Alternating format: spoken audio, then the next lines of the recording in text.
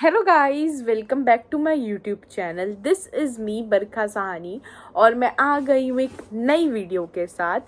आज की ये वीडियो बहुत इम्पॉर्टेंट होने वाली है बिकॉज आज की इस वीडियो में मैं आपको प्रोवाइड करने वाली हूँ बिजनेस स्टडी एग्ज़ाम की बोर्ड स्ट्रेटजी।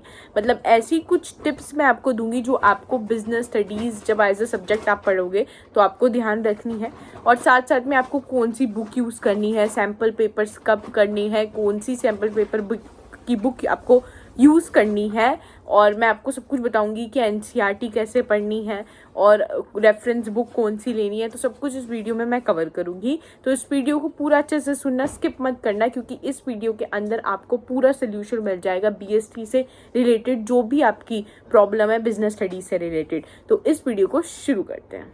तो बिजनेस स्टडीज़ में सबसे पहले मैं आपको बता देती हूँ आपको कौन कौन सी बुक यूज़ करनी है।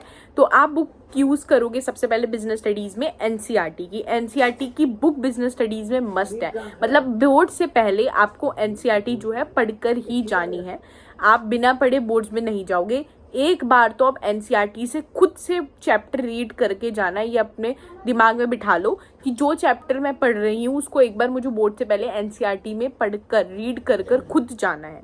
साथ में रेफरेंस बुक के लिए आप बिजनेस स्टडीज़ में पूनम गांधी का इस्तेमाल करो। मैंने भी यूज़ की थी, तो उसमें आपको बहुत हेल्प मिलेगी। एक तो उसमें बहुत अच्छे फ्लो चार्ट्स बने हुए हैं और एक इजी लैंग्वेज में वो बुक बनी हुई है, जिसके जब आप बोर्ड एग्जाम में आंसर्स लिखोगे तो आप उस बुक में जिस तरीके से आंसर्स लिखे हुए हैं, जिस तरीके की लैंग्वेज का यूज़ हुआ है, वो आप अपने बोर्ड एग्जाम्स में यूज़ कर सकते हो। तो फॉर रेफरेंस बुक आप जो है पूनम गांधी यूज़ करो। वहाँ से आप चैप्टर भी रीड कर सकते हो, वहाँ पे आपको आसानी से चैप्टर समझ आ जाएगा। तो आप इस तरीके से पूनम गांधी का इस्तेमाल करो। उसमें आपको केस स्टडीज़ भी मिल जाएंगी, एक्सरसाइजेज भी होती है उसके अंदर। तो अगर मैं आपको बोल रही हूँ कि अगर आपने एक चैप्टर पढ़ा है उसके बाद उनकी पूनम गांधी की बैक एक्सरसाइजेज भी करो, जो पूनम गांधी के अंदर गिवन है वो मत छोड़ो। तो वो बैक एक्सरसाइजेज भी आपको करनी है। तो अगर मैं बताऊँ तो मैं चैप्टर कैसे पढ़ती थी, तो मैं पहले वन शॉट देख लिया, कोई सा भी जो भी यूट्यूब में अवेलेबल है। उसके बाद मैं जो है पूनम गांधी से खुद चैप्टर की रीडिंग करती थी। फिर मुझे चैप्टर समझ आ जाता था, क्योंकि मैंने वन शॉट देखा हुआ है उस चैप्टर का और उसमें इजी लैंग्वेज में लिखा है, तो मुझे समझ आ जाता था। मैं अब आपको बताती हूँ कि मैं कैसे पढ़ती थी। अगर मुझे कोई भी बिजनेस स्टडीज़ के चैप्टर पढ़ना होता था, तो सबसे पहले कोई भी जो चैप्टर आप बिजनेस स्टडीज़ का पढ़ रहे हो उसके लिए यूट्यूब पे कोई अच्छा सा वन शॉट देख लो। जोन सी भी टीचर या सर का आपको यूट्यूब पे समझ आता है उसका आप देख सकते हो। ठीक है, मैं किसी का भी देख लेती थी, रजत अरोड़ा सर का, CS पायल पोपली मैम है उनका, तो किसी का भी मैं देखती थी। उसके बाद मैं जो है पूनम गांधी से उस चैप्टर को रीड करती थी, क्योंकि वो पूनम गांधी में एक तो ईजी लैंग्वेज में लिखा है और आपने ऑलरेडी उस चैप्टर को एक बार वन शॉट से देखा है, तो आपको उस चैप्टर जब आप रीड करोगे अपने आप ही जो है धीरे धीरे समझ आ जाएगा। तो उससे आप रीड करो, उस बुक से उस चैप्टर को पढ़ो, फिर उसके बाद उस चैप्टर की बैक एक्सरसाइजेस भी करो, और साथ साथ में फिर आप एनसीईआरटी भी खुद पढ़ो एक बार उस चैप्टर की। क्योंकि अगर एनसीईआरटी मैंने आपको बता दी पढ़ना मस्ट है, एनसीईआरटी पढ़े बिना बोर्ड्स में मत जाना। तो उसकी एनसीईआरटी खुद पढ़ना हर चैप्टर की, क्योंकि उससे क्या है केस स्टडीज़ में लाइंस आ जाती हैं, इंपॉर्टेंट लाइंस उठ के। और मैंने बहुत सारी वीडियोस भी बनाई है कि एनसीईआरटी की क्या क्या इंपॉर्टेंट लाइंस है, कैसे कैसे क्वेश्चन आ जाते हैं पेपर में उठ के। तो आपको उससे भी आइडिया लग जाएगा कि किस तरीके की लाइंस आपकी बोर्ड्स में आती है। तो उन वीडियो को आप देख लेना कि एनसीईआरटी की कौन कौन सी इंपॉर्टेंट लाइंस मैंने आपको बताई हैं जिसके पेपर में आने के चांसेस है। बाकी अगर आप खुद से एनसीईआरटी पढ़ोगे तो आप देखना आपको कहीं से भी क्वेश्चन आ जाए बीएसटी का, कोई भी प्रॉब्लम नहीं होगी। तो एनसीईआरटी पढ़ना और साथ में रेफरेंस बुक के लिए use Poonam Gandhi. Okay, important चीज़ मैं आपको बताऊंगी नेक्स्ट, कि आपने सब कुछ कर लिया, चैप्टर पढ़ लिया, चैप्टर समझ लिया, बट उसके बाद आपको केस स्टडीज़ की प्रैक्टिस करना बहुत ज़रूरी है। क्योंकि एग्ज़ाम्स में केस स्टडी आती है 4-4, 5-5 नंबर की, और अगर उस केस स्टडी में आपने आइडेंटिफाई ही गलत कर लिया तो वो पूरा 5 नंबर का क्वेश्चन ही गलत हो जाएगा। पहले ही क्वेश्चन में आपने आइडेंटिफाई गलत किया तो आगे भी आपने आंसर गलत लिखा होगा, तो टीचर पूरा काट के 0 दे देगी। तो इसलिए केस स्टडी में आइडेंटिफाई करना आपको बहुत अच्छे से आना चाहिए। तो उसकी प्रैक्टिस जो है आप घर पे ही करोगे तो ही आप उस पर परफेक्ट होगे। तो ज़्यादा से ज़्यादा क्वेश्चन करने की कोशिश करो केस स्टडी की।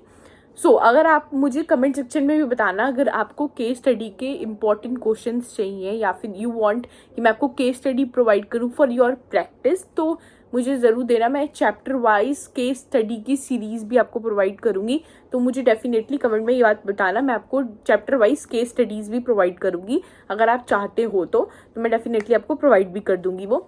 बाकी आपको केस स्टडी प्रैक्टिस करनी है, चाहे अगर आप मेरे को प्रोवाइड करने के लिए बोलोगे तो मैं आपको प्रोवाइड कर दूँगी, आप उसकी प्रैक्टिस करना। बट अब अगर आप मेरी प्रैक्टिस नहीं करना चाहते, मेरी वाली केस स्टडीज़, तो आप खुद भी बुक के थ्रू या कोई भी रेफरेंस बुक और आप यूज़ कर सकते हो, आप नेट से निकाल सकते हो केस स्टडी और प्रैक्टिस करो केस स्टडीज़ की। तो अगर आपने केस स्टडीज़ प्रैक्टिस कर ली, आपको समझ आ गई कि केस स्टडीज़ को किस तरीके से सॉल्व करना है, देन डेफिनेटली आपके बिजनेस स्टडीज़ में देखना मार्क्स जो है बहुत कम हो जाएंगे कटने, मतलब बहुत ही कम मार्क्स आपके कटेंगे।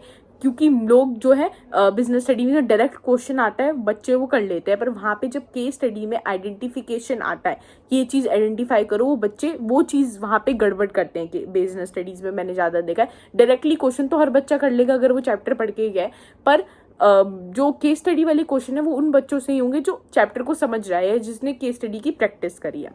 नेक्स्ट इम्पॉर्टेंट चीज़ मैं बोलूँगी कि मैंने बहुत सारे बच्चों से सुना है दैट वो कहते हैं कि हम बिजनेस स्टडीज़ को पढ़ते हैं फिर हम भूल जाते हैं, तो हम क्या करें। देखो, इसका सिर्फ एक ही सोल्यूशन है कि आप रिवीजन करो। आप बिजनेस स्टडीज़ को एक चैप्टर पढ़ोगे वो भूल जाओगे, तब भूलोगे अगर आप उसका रिवीजन नहीं कर रहे। तो आप कोशिश करो जब भी आप बिजनेस स्टडीज़ का कोई एक चैप्टर पढ़ो, उसके 2-3 दिन बाद उसी चैप्टर का रिवीजन करो। नया चैप्टर डायरेक्टली अगर आप शुरू करोगे फिर आप पुराना भूल जाओगे, तो पहले वो वाला चैप्टर जो आपने खत्म किया है तो उसका आप क्या करो, रिवीजन करो। उससे क्या होगा, अगर आप उस चैप्टर का रिवीजन करोगे फिर नेक्स्ट चैप्टर में आओगे तो वो चैप्टर आपके दिमाग में रहेगा। बट डायरेक्टली नेक्स्ट चैप्टर में चले जाओगे तो वो चैप्टर तो आप भूल ही जाओगे। तो रिवीजन करो, अपने नोट्स के थ्रू रिवीजन करो। बाकी मैं भी आपको नोट्स प्रोवाइड कर रही हूँ, अभी तक मैंने स्टाफिंग चैप्टर तक के नोट्स आपको प्रोवाइड करे हैं, तो आप उन नोट्स के थ्रू भी रिवीजन कर सकते हो। तो इस तरीके से आप रिवीजन करो। रिवीजन का मतलब ये नहीं होता कि आप पूरा चैप्टर उठा के दोबारा पढ़ रहे हो। रिवीजन का मतलब ये होता है कि मेन जो इसमें इंपॉर्टेंट चीज़ें हैं या इंपॉर्टेंट हेड पॉइंट्स हैं वो आप पढ़ रहे हो, तो उससे ही आपका चैप्टर पूरा रिवाइज हो जाता है। तो आप वो नोट्स के थ्रू रिवाइज करो। और आपने नोट्स नहीं भी बनाए, अगर आप मेरे नोट्स भी नहीं यूज़ करना चाहते, आप खुद भी नहीं बनाना चाहते, तो नेट पे इतने सारे नोट्स अवेलेबल है, आप सर्च करोगे स्टाफिंग के नोट्स आ जाएंगे, उनसे ही पढ़ लो। बट रिवीजन ज़रूर करो। और जो है, अगर मैं बिजनेस स्टडीज़ की बात करूँ तो उसके अंदर जब आप पॉइंट्स के जो पॉइंट्स होते हैं उसके अंदर का आपको लर्न करने की ज़रूरत नहीं है। पॉइंट्स के अंदर का आप जो है समझ लो हिंदी में कि वो पॉइंट का क्या मतलब है, उस पॉइंट के अंदर उस बुक में क्या लिखा है। और जब आपको वो समझ आ जाएगा तो आप उसको इंग्लिश में खुद लिख दोगे। बस तो हेड पॉइंट्स होते हैं ना कि ये परवेसिव है, मतलब फीचर्स होते हैं, लाइक ये परवेसिव है, ये कंटिन्यूस भी है, ये नेवर एंडिंग फंक्शन है। तो ये सारे जो पॉइंट्स होते हैं ना, जो पूरे हेड पॉइंट्स है, वो आप जो है खुद ही लर्न कर लो। वो हेड पॉइंट्स आप लर्न कर लो, बाकी अंदर का जो है खुद बनाकर लिखो। वो रटने की, वो लर्न करने की ज़रूरत नहीं है, क्योंकि बच्चा सारा चैप्टर पूरा लर्न नहीं कर सकता, उसको समझना पड़ेगा और फिर इंग्लिश में खुद ही लिखना पड़ेगा बाय द एंड पेपर में जब क्वेश्चन आएगा। तो इसलिए लर्न मत करो, सिर्फ लर्न जो है उसके पॉइंट्स करो कि आपको याद होना चाहिए। कि अगर मैं बोलूँ कि मुझे फीचर्स बताओ मैनेजमेंट के, तो आपको पता होना चाहिए कि उसके पॉइंट्स क्या है। बाकी आप अंदर का खुद बना के लिखो, उसका एक्सप्लेनेशन जो है वो खुद ही लिखो। नेक्स्ट चीज़ मैं आपको बोलूँगी कि बिजनेस स्टडीज़ में ना आपको प्लानिंग प्रोसेस, ऑर्गेनाइजिंग प्रोसेस, ये सारे ऐसे प्रोसेसेस भी मिलेंगे और बहुत सारे मतलब फीचर्स भी मिलते हैं, इंपॉर्टेंस भी मिलती है। तो अगर आपको ये फीचर्स इंपॉर्टेंस लर्न नहीं हो रही तो आप इनको लर्न करने की ट्रिक बना सकते हो निमोनिक्स के थ्रू। लाइक हम जैसे करते भी हैं बहुत टाइम, आपने किया भी होगा। लाइक जैसे कोई भी प्लानिंग का प्रोसेस है तो आपने उसके प्लानिंग प्रोसेस का जो पहला लेटर है उससे करके कोई वर्ड बना लिया और उसके थ्रू उस प्रोसेस को लर्न कर लिया। तो इस तरीके से आप निमोनिक्स बनाओ, और आप वो निमोनिक्स जब खुद बनाओगे और खुद लर्न करोगे तो वो कभी भी आप वो चीज़ नहीं भूलोगे, वो जो हेड पॉइंट्स है वो कभी नहीं भूलोगे। एक निमोनिक्स बना के उन हेड पॉइंट्स को लर्न करो, तो उससे ईजिली हो जाएंगे। तो मतलब लर्न करने की ट्रिक निकाला करो तो आसानी से लर्न हो जाएंगे जो हेड पॉइंट्स भी हैं। अगर आपको वो लर्न करने में दिक्कत हो रही तो निमोनिक्स बना लो या कुछ ऐसी चीज़ से आप लर्न कर लो, समझ लो हेड पॉइंट्स को, तो आपको लर्न हो जाएंगे डेफिनेट। अब बात आती है कि बिजनेस स्टडीज़ में आंसर कैसे प्रेजेंट करने हैं। तो जो आंसर प्रेजेंटेशन के लिए, इसलिए मैंने आपको बोला पूनम गांधी अगर आप लोगे तो उसमें आपके फ्लो चार्ट्स बने हुए हैं।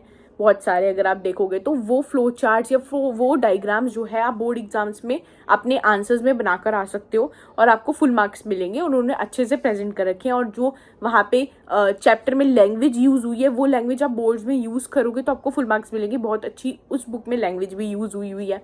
अगर आप पूनम गांधी यूज़ कर रहे हो या सुभाष दे वाली बुक भी आप यूज़ कर सकते हो पूनम बिजनेस स्टडीज़ के लिए। सुभाष दे वाली बुक का मैंने सुना है वो बुक भी बहुत अच्छी है, तो सुभाष दे भी अगर आप यूज़ करोगे तो मुझे कोई प्रॉब्लम नहीं है। बट बाकी मैं अपनी साइड से बता रही हूँ पूनम गांधी का कि मैंने पर्सनली वो बुक यूज़ करी है, वो बुक अच्छी है। तो उसके थ्रू आप आंसर्स राइटिंग आपको समझ आएगी कि कैसे कोई भी अगर प्रिंसिपल आए तो मुझे किस तरीके से एक्सप्लेन करना है, क्या डायग्राम क्या फ्लो चार्ट का यूज़ करना है। और बाकी मैंने आंसर प्रेजेंटेशन के ऊपर एक अलग से पूरे वीडियो बनाई है जिसमें मैंने टॉपर की आंसर शीट भी दिखाई है, तो वो वीडियो देख लेना। उसमें मैंने अकाउंट्स, इकोनॉमिक, बिजनेस स्टडी तीनों सब्जेक्ट्स का बताया कि कैसे तीनों सब्जेक्ट्स के अंदर आपको आंसर्स को प्रेजेंट करना है। तो वो वाली वीडियो भी अगर आप देखोगे तो आपको समझ आ जाएगा कि आपको किस तरीके से आंसर्स को प्रेजेंट करना है, कैसे फ्लो चार्ट बनाना है। कोशिश करो बिजनेस स्टडीज़ के पेपर में जो है फ्लो चार्ट तो बनाकर ही आओ, क्योंकि बिजनेस स्टडीज़ के पेपर में जो है आंसर्स को एक प्रेजेंटेशन को ब्यूटीफुल दिखाने के लिए, अच्छा दिखाने के लिए आप जो है फ्लो चार्ट बनाओ। जैसे कि अगर कोई है उसका आपको टाइप दिखाना है तो आपने लिख दिया ये मेन टॉपिक और उसका 2 ऐसे करके फ्लो चार्ट बना के आपने उसका टाइप दिखा दिया। तो इस तरीके से फ्लो चार्ट बनाओ और अगर डिफरेंस आ रहा है तो उसके लिए आप डिफरेंस का टेबल बनाओ। तो ये चीज़ आपको बिजनेस स्टडीज़ में करनी पड़ेगी to score full marks. And last में एक क्वेश्चन आता है कि सैम्पल पेपर्स कब करने हैं। तो सैम्पल पेपर्स आपको जब भी करने हैं बिजनेस स्टडीज़ के, जब आपका बिजनेस स्टडीज़ का पूरा सिलेबस हो जाएगा।